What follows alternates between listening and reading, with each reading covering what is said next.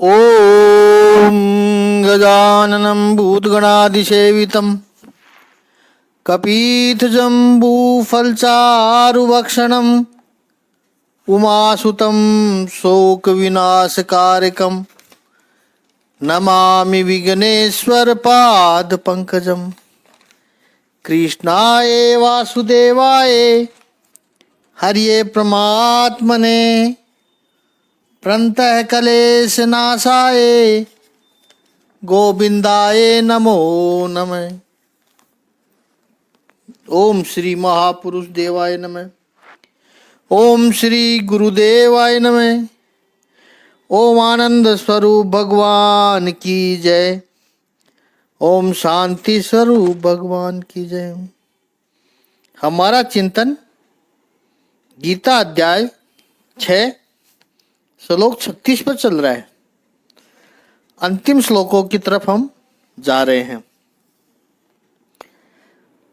प्रभु कहते हैं जिसका मन उच्च श्रृंखल है उसके लिए आत्म साक्षात्कार कठिन कार्य होता है, किंतु जिसका मन संयमित है और समुचित उपाय करता है उसकी सफलता ध्रुव है, निश्चित है। ऐसा प्रभु कह रहे मेरा मत है। भगवान कह रहे हैं अर्जुन, जिसने अपना मन पूरा संयत नहीं किया है, असंयत आत्मना, मन को अपने वश में नहीं किया है, ऐसे लोगों के द्वारा योग दुष्प्राप्त है। ध्यान योग कठिन है प्राप्त होना, लेकिन उपायत है यतता वशम आत्मना। उपायत वश्य आत्मना, जिसने उपाय पूर्वक कारण ढूंढ लिया कि यह कारण है मेरे मन के स्थिर होने का, तो उसका उपाय करो। इस परिस्थिति में मेरी चंचलता आती है तो उसका उपाय करो।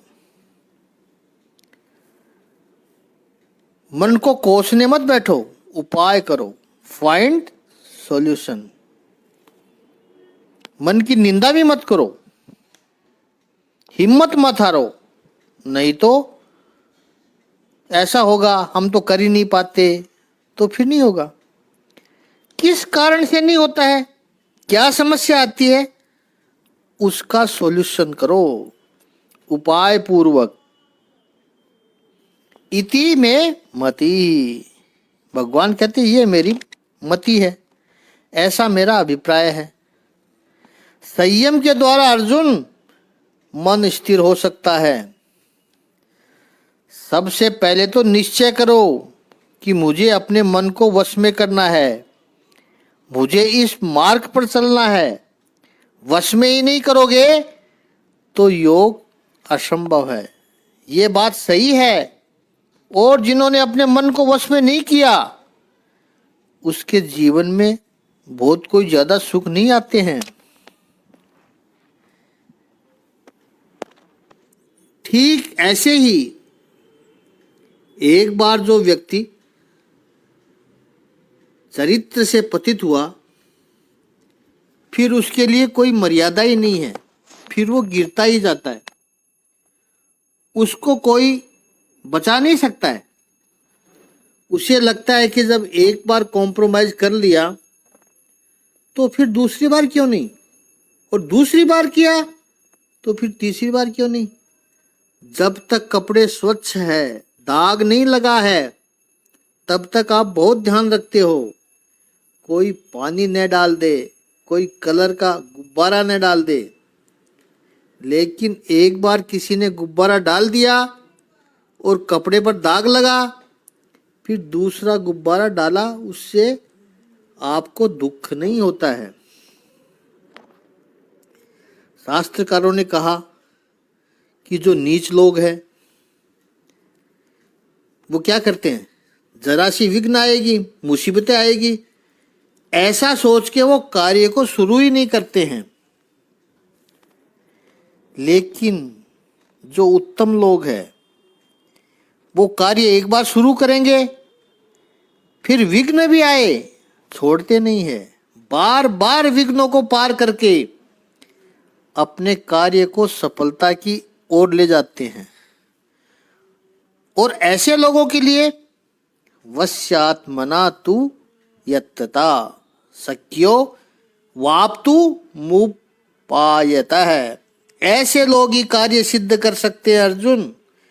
उनका मन संयमित होता है और उचित उपाय करके कार्य में सफलता हासिल करते हैं और उनकी सफलता निश्चित है। प्रभु कह रहे हैं यही मेरा मत है। अब अर्जुन के मन में एक और प्रश्न आया कि प्रभु, ये तो आपने कह दिया कि मन चंचल है, मन चंचल नहीं है, चल है। प्रभु ने चल बताया था मन को कि मन चंचल नहीं है, चल है। और बार बार अभ्यास से, वैराग्य से ये वश में हो सकता है। बार बार उपाय करते रहो, प्रयत्न करते रहो। लेकिन एक और प्रश्न है प्रभु। प्रभु कह रहे हैं वो क्या है? अब देखते हैं अर्जुन का प्रश्न, जो प्रभु ने 37, 38 और 39 इन 3 श्लोकों में पूछता है। तो इन तीनों श्लोकों को हमें एक साथ लेना पड़ेगा, तब उसका प्रश्न समझ में आएगा और उस पर चिंतन करेंगे। तो छठे अध्याय का 37, 38 और 39 इन तीनों श्लोकों का शाब्दिक अर्थ है कि अर्जुन ने कहा, हे प्रभु, उस असफल योगी की गति क्या है जो प्रारंभ में श्रद्धा पूर्वक आत्म साक्षात्कार की विधि ग्रहण करता है, किंतु बाद में भौतिकता के कारण उससे विचलित हो जाता है और योग सिद्धि को प्राप्त नहीं कर पाता है। हे महाभाव कृष्ण, यहां अर्जुन ने भी महाभाव बोला भगवान को, क्या ब्रह्म प्राप्ति के मार्ग से भ्रष्ट हुआ ऐसा व्यक्ति आध्यात्मिक तथा भौतिक दोनों ही सफलताओं से च्युत नहीं होता है और छिन्न भिन्न बादल की भांति विनिष्ट हो जाता है, जिसके फलस्वरूप उसके लिए किसी लोक में भी कोई स्थान ही नहीं रहता है? हे प्रभु, यह मेरा संशय है और मैं आपसे इसे पूर्णतया दूर करने की प्रार्थना कर रहा हूं। आपके अतिरिक्त अन्य कोई ऐसा नहीं है जो इस संशय को नष्ट कर सके। अर्जुन कहता है, प्रभु अयति ही, हे कृष्ण, हे प्रभु, हे भगवान, श्रद्धा उपेत, श्रद्धा तो है, उसको ये साधन करना है, उपासना करनी है, उसमें उसकी श्रद्धा तो बहुत है। लेकिन अर्जुन आगे कह रहा है, अयति, जिसका यत्न पूरा नहीं है, यत्न में कुछ ढील रह गई, स्थिरता आ गई, लेकिन श्रद्धा पूरी है, लेकिन यत्न में कुछ कमी है। ऐसे लोग योगात चलति मानस है, योग से यदि चलित हो जाए, अंत समय में उनको योग संसिद्धिम अप्राप्य, जो योगी अब चलित हो गया तो फिर सिद्धि तो नहीं मिलेगी उसको, योगी को, तो फिर काम गतिम गच्छति, वो फिर कौन सी गति में जाता है प्रभु? ऐसे योगी है, उनका क्या होता है? श्रद्धा से किसी ने योग अनुष्ठान शुरू किया, लेकिन प्रयत्न में कमी रह गई, फॉर वॉट एवर रीजन, जो भी कारण हो, और अंत समय में सिद्धि प्राप्त नहीं हुई, तो उसका क्या होगा? यूं मानो प्रभु की हमें 50 वर्ष की आयु में पता चला, भगवत गीता सुनी तब, और सुनकर लगा कि यह तो जीवन में आचरण में उतारना चाहिए, जीवन के लिए अच्छा है, हमारे विकास के लिए अच्छा है। ये अनुभव भी हुआ, निश्चय भी किया, श्रद्धा पूर्ण है भगवत गीता में कि ये शास्त्र सही है, आचरण में उतारना चाहिए। लेकिन प्रयत्न शुरू किया और 35 साल तक प्रयत्न करते रहे। 85 वर्ष की आयु में जीवन पूरा हो गया और योग की सिद्धि नहीं मिली। तो हमने ये 35 वर्ष तक जो पुरुषार्थ किया, प्रयत्न किया, उसका क्या होगा प्रभु?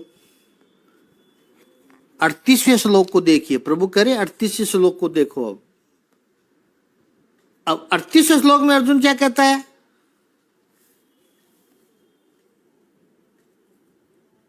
कंचित न उभय विभ्रष्ट छिन्न अभ्रम इव नश्यति। कहीं ऐसा तो नहीं कि अभय उभय विभ्रष्ट परम तत्व को पाने के लिए संसार का त्याग किया, वो तो यानी परम तत्व तो मिला नहीं, और ये संसार भी छूटा, न इधर के नए प्रभु न उधर के रहे, ऐसा तो नहीं होगा। और छिन्न अभ्रम, अभ्रम का अर्थ है बादल। बादल जैसे बिखर जाते हैं, जितने बादल गिर करके आते हैं वो सब पानी थोड़ी देते हैं। बादल गिर के आए तो लगता है कि बरसेगा, वर्षा होगी, लेकिन फिर हवा चलने लगे और हवा चलती हुई इन बादलों को बिखेर दे, इधर उधर कर दे। ऐसे अप्रतिष्ठो महाबाहो विमूढ़ो ब्रह्मण मथि। तो ऐसा व्यक्ति जो भगवान के मार्ग में, परमात्मा की प्राप्ति के मार्ग में पुरुषार्थ किया है, वो बेचारा बादलों की तरह बिखर तो नहीं जाएगा। अर्जुन पूछ रहा है भगवान से, उसकी साधना का क्या होता है प्रभु? और 39वें श्लोक में अर्जुन कहता है, प्रभु ऐतन में संशयम कृष्ण छेतुम रहस्य शेषतः। प्रभु मेरे इस संशय को छेदन कीजिए, क्योंकि आपसे बेहतर इस संशय का छेदन करने वाला मुझे कोई मिल ही नहीं सकता है। अब बताए प्रभु क्या होगा उसका? ऐसा प्रश्न कभी कभी हमारे मन में भी आता है। धर्म के मार्ग पर अध्यात्म की साधना शुरू तो करें, लेकिन सिद्धि नहीं हुई तो संसार तो छोड़ा, और परम तत्व के पास पहुंच नहीं पाए तो लटक गए बीच में ही, त्रिशंकु की तरह। त्रिशंकु को विश्वामित्र जी ने सशरीर स्वर्ग में भेजा अपने तपोबल से। स्वर्ग का दरवाजा खुला नहीं, किसी ने भी शरीर से आप स्वर्ग में नहीं जा सकते, दरवाजा खुल ही नहीं पाया। ऋषि के योग बल से त्रिशंकु वापस आ नहीं सकता, ऋषि में योग बल इतना था। उसके लिए फिर वहीं पर ही विश्वामित्र ने अपने तपोबल से नए स्वर्ग का निर्माण कर दिया, जो उस स्वर्ग से भी बहुत सुंदर था, ऐसी कथा आती है। तो प्रभु हम तो लटक गए बीच में, फिर क्या होगा हमारा? जो हमने इतना पुरुषार्थ किया, इतनी मेहनत की, क्या होगा उसका? इस प्रश्न के साथ एक इसके विपरीत प्रश्न खड़ा होता है। पहले इसके प्रश्न को थोड़ा समझ लें और गहराई से, कि संसार में आपने भौतिक संपत्ति जो इकट्ठा किया है उसको साथ में लेकर जा नहीं सकते हैं। जो रह जाता है उसको यही छोड़कर जाना पड़ता है। कुछ लोग बड़े समझदार होते हैं, वो सोचते हैं कि वैसे भी सारा यही छूट जाना है तो क्यों नहीं इसको बांट कर जाएं, तो बंटवारा कर देते हैं। बेटे को इतना, पुत्री को इतना, धर्म के लिए इतना बांट कर जाते हैं। यहाँ महापुरुष एक प्रश्न पूछ रहे हैं हम सबसे कि आप बांट कर जाते हो अपने लोगों को, संतानों को, जहाँ आपकी श्रद्धा हो, जो आपको अपना लगे, धर्म में लगा के जाते हो। खास करके अपनी संतानों को बांट कर जाते हो, ज़्यादातर वही बढ़ता है। वो क्यों देते हो आप उन्हें?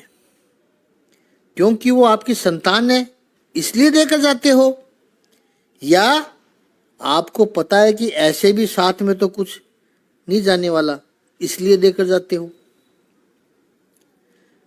थोड़ा सा प्रश्न को महापुरुष और बदल रहे हैं। गौर से सुन रहा आप, तभी ये समझ में आएगा। जो भी आपने हिसाब करके रखा है, तय करके रखा है कि इसको इतना दोगे, इसको इतना देंगे, यदि वो महापुरुष कह रहे हैं कि वो यदि उपाय बता दे, कौन सा उपाय? जो भी आपके पास है धन संपदा, जितना भी आपने कमाया है वो आप साथ लेकर जा सकते हो, इसका राज महापुरुष बता दें तो आप अपने घर में जाकर अपनी विल बदलोगे, अवश्य बदलोगे। तो इसका अर्थ यह हुआ कि हम जो छोड़कर जाते हैं, बांट कर जाते हैं, वो इसलिए बांटते हैं क्योंकि हमें पता है कि वैसे भी साथ में तो जाने वाला नहीं है। यदि हमें पता चल जाए कि साथ में जाने वाला है तो कोई बांटेगा नहीं। अब भगवान श्री कृष्ण वो उपाय बताते हैं कि कैसे आप अपना सब कुछ साथ में लेकर जा सकते हैं, धन संपदा, पैसे, सब कुछ साथ में लेकर जा सकते हैं। उससे पहले अर्जुन के प्रश्न को थोड़ा और समझें। भगवत गीता योग मार्ग और आत्म साक्षात्कार का दर्शन कराती है, और आत्म साक्षात्कार का मुख्य मंत्र, नियम यह है कि जीवात्मा ये भौतिक शरीर नहीं है, अपितु इस शरीर से भिन्न है। उसका सुख भौतिक सुखों से असंख्य गुना ज्यादा है। परम आनंद और परम शांति जो स्थायी है वो उसका सुख है। आगे के अध्याय में प्रभु भक्ति योग को सर्वश्रेष्ठ साधन कहेंगे। उस साधन से अपने जीवन की टूटी हुई श्रृंखला को जोड़ा जा सकता है और वो सर्वोच्च अवस्था, सिद्ध अवस्था प्राप्त होनी अति सुगम हो जाती है। यहाँ अर्जुन को और हम सबको भी यही संशय होता है कि भले ही कोई आत्म साक्षात्कार के मार्ग को निष्ठापूर्वक क्यों न स्वीकार करे, लेकिन सामान्यतः वो बहुत कठिन है। अतः निरंतर प्रयास होने पर भी मनुष्य अनेक कारणों से असफल हो सकता है। पहला कारण तो यह हो सकता है कि मनुष्य साधक इसी विधि का पालन करने में पर्याप्त सतर्क न रह पाए। इंसान है, सतर्कता छूट भी सकती है। और दूसरा, दिव्य मार्ग का अनुसरण करना बहुत कुछ माया के ऊपर धावा बोलने जैसा है। इसलिए जब भी साधक माया के पास से छूटना चाहता है, तब वह माया साधक को विविध प्रलोभनों के द्वारा साधक को पराजित करना चाहती है। और जीवात्मा तो पहले से ही प्रकृति के गुणों द्वारा मोहित रहती है और दिव्य अनुशासनों का पालन करते समय भी उस जीवात्मा के पुनः मोहित होने की संभावना बनी रहती है और यही दिव्य पद से विचलन कहलाता है। योग भ्रष्ट स्थिति हो जाती है। यही अर्जुन का संशय है। और दूसरे शब्दों में अर्जुन के भावों को देखें तो वो साधक न तो भौतिक सुख पाता है, क्योंकि दिव्य सुख पाने के लिए उसे उनका त्याग करना पड़ता है, संयम करना पड़ता है। और योग भ्रष्ट हो गया या उसकी पूर्णता प्राप्त करने से पहले ही मृत्यु हो गई तो वो साधक तो आध्यात्मिक सफलता को भी प्राप्त नहीं कर पाया, तो वो तो कहीं का भी नहीं रहा। अर्जुन कह रहा, प्रभु वो तो छिन्न भिन्न बादल की तरह हो गया, बादलों के बड़े खंड से अलग थलग हो गया, उसे तो वायु बहा ले जाती है। उसका क्या होता है प्रभु? क्या उसका सारा प्रयत्न बेकार हो गया? यहां अर्जुन प्रमाणित शिष्य की तरह अपने गुरु से पूर्ण श्रद्धा रखते हुए समाधान चाहता है। क्यों? क्योंकि हमने देखा दूसरे अध्याय के 7वें श्लोक में अर्जुन ने भगवान का शिष्यत्व स्वीकार कर लिया था। कार्पण्य दोषो पहत स्वभावा पिच्छामि त्वाम धर्म सन्मुड्ड चेता यश्रे यशा निश्चिदम ब्रूहि तन्मे शिष्यस्ते हम साधिमाम त्वाम प्रपन्नम।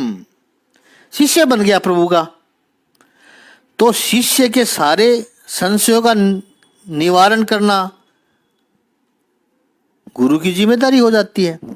इतना ही नहीं, अर्जुन कहता, प्रभु इसका समाधान आपसे श्रेष्ठ तो कोई कर ही नहीं सकता है। क्यों? क्योंकि आप तो भूत भविष्य वर्तमान सब जानने वाले हैं। तो उन असफल योगी के भविष्य का क्या होता है? अब प्रभु बहुत सुंदर ज्ञान देते हैं। वही ज्ञान आप जिसके द्वारा अपनी सारी कमाई हुई पूंजी को अपने साथ ले जा सकते हैं। 40वां श्लोक लेते हैं, उसमें प्रभु ये ज्ञान दे रहे हैं। तो 40वें श्लोक का, 6ठे अध्याय के 40वें श्लोक का शाब्दिक अर्थ है कि भगवान ने कहा, हे पृथा पुत्र, कल्याण कार्यों में निरत योगी का न तो इस लोक में और न परलोक में ही विनाश होता है। हे मित्र, भलाई करने वाला कभी भी बुराई से पराजित नहीं होता है। अर्जुन, तस्य यानी उसका, किसका? ये साधन जिसकी बीच में छूट गई, उसका, जो सफल नहीं हो पाया, उस योगी का सिद्धि नहीं मिली, लेकिन ये कुछ वर्षों का प्रयत्न था, संचय था उसका, न ये न अमूत्र एवं विनाश विद्यते। संसार की संपत्ति कदाचित इधर पड़ी रह जाएगी, साथ में नहीं ले जा पाएंगे, लेकिन अपनी जो साधना की संपत्ति है, संचय की है, पुण्य का संचय किया है, जो संचित किया है वह ई है या अमूत्र है। इस लोक में और परलोक में उसका विनाश कभी भी संभव नहीं है। आपके सोना चांदी, note, investment, stock, bank balance, FD, वो सब यहाँ रह जाएगा, लेकिन उस संपत्ति को यदि कन्वर्ट कर लिया आपने, कौन सी संपत्ति को? जो अभी का चांदी, सोना, investment, stock, bank balance, FD, इन सब को कन्वर्ट कर लिया। किस चीज में कन्वर्ट करना है? जैसे विश्व भर में आते जाते रहते हैं तो यहाँ की करेंसी जेब में ले करके अमेरिका में जाओ या लंदन में जाओ या और किसी देश में जाओ और किसी दुकानदार से कहो कि एक बिस्किट का पैकेट दे दे और आपने नोट उनको दो, ये अपने वाला नोट दो इंडिया का, वो यही कहेंगे ये क्या है, इसको हम नहीं जानते। आपको पता है वहाँ जाने से पहले आपको एक्सचेंज कराना पड़ता है उस करेंसी में जहाँ आप जा रहे हो, कि जहाँ जा रहे हैं उस देश की संपत्ति में, करेंसी में उसको एक्सचेंज करा लो। तो ठीक इसी तरह से यहाँ से जब वहाँ जा रहे हो, कहाँ, परलोक में जा रहे हो, तो जैसे दूसरे देश में जाने के लिए भी यदि एक्सचेंज कराना पड़े तो दूसरे लोक में जाने के लिए एक्सचेंज नहीं कराना पड़ेगा। और भगवान यहाँ पर कह रहे हैं कि बिल्कुल साथ में ले जा सकते हो अपनी सारी संपत्ति, लेकिन एक्सचेंज करा लो। कैसे करा लो एक्सचेंज? यहाँ जो इकट्ठा कर रखा है आपने उसको पुण्य में, सत्कर्म में एक्सचेंज करा लो और वो लेकर जाओ। और वहाँ पर परलोक में कोई रिस्ट्रिक्शन भी नहीं है। यहाँ पर तो कदाचित कोई रिस्ट्रिक्शन भी हो सकती है कि कितना ले जा सकते हो, कैसे ले जा सकते हो। वहाँ ऐसा कोई रिस्ट्रिक्शन नहीं है। वहाँ तो जितनी बड़ी पुण्य की गठरी लेकर जाओगे उतना ही आपका अधिक स्वागत होगा। ले जा सकते हो तो वो संशय आपका नाश नहीं होता है। हे पार्थ, ने पार्थ नैवे है नामुत्र विनाश सतस्य विद्यते। और ये आगे जो तीसरा और चौथा चरण है, ये श्लोक, पूरा श्लोक भगवद गीता के कुछ श्लोकों ने एक स्तंभ की तरह आधार दिया है। उनमें से यह श्लोक है, नहीं कल्याण कृतक रचिद दुर्गतिम तात गच्छति। कई बार जब जीवन में विपरीतताएं आती है तब प्रभु के सामने बैठकर शिकायत करने को मन करता है। जीवन भर तो तेरा काम किया है प्रभु, और तू जानता है, दूसरा कोई जाने या न जाने कोई फर्क नहीं पड़ता है, लेकिन तुझे तो पता है कि तेरे लिए काम कर रहा हूँ, तेरा ज्ञान फैलाने की कोशिश हो रही है समाज में, विश्व में, फिर क्यों समस्याएं आ रही है, फिर क्यों विघ्न खड़े हो रहे हैं, फिर क्यों विपरीतताएं आती है प्रभु। पूछने की इच्छा होती है, उससे पूछते भी हैं।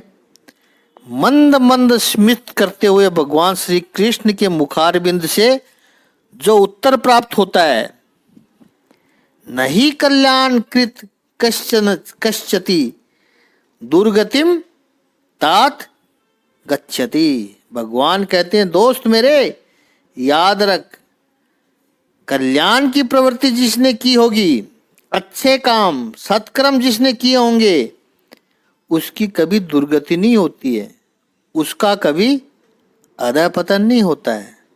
सत्य परेशान हो सकता है, पराजित नहीं हो सकता है।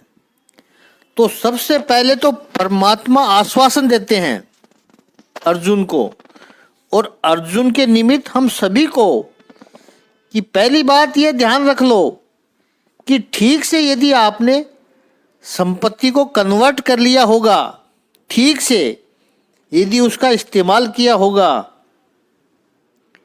तो आपकी संपत्ति नष्ट नहीं होती है।